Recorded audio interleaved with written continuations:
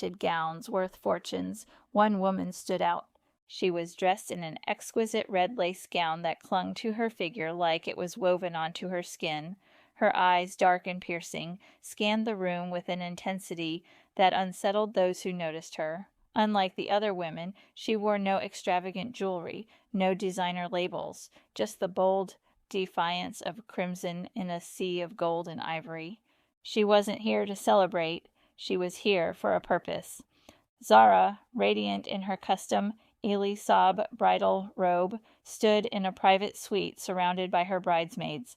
Makeup artists dabbed at her already flawless skin. Her hairstylist fixed the last strand of her diamond-encrusted tiara, and her mother fussed over a final $500,000 pearl-encrusted veil that had been flown in from Italy. As the preparations reached their final moments, a hotel staff member knocked softly on the door.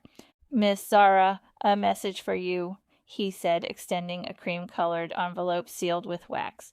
Zara took the envelope, frowning. She wasn't expecting any messages. Curious, she slid her manicured fingers under the wax seal and pulled out a single sheet of paper. Her breath caught in her throat. The message was typed in an elegant but chilling font. "Don't marry him. He's not who you think he is." Zara felt the blood drain from her face. Her hands trembled slightly as she clutched the note, her heart pounding in her chest like a war drum. Who had sent this? What did it mean? She turned the note over, but there was no signature, no indication of its sender.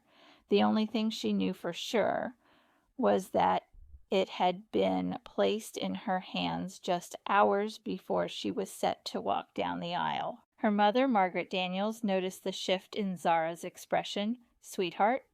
What is it?"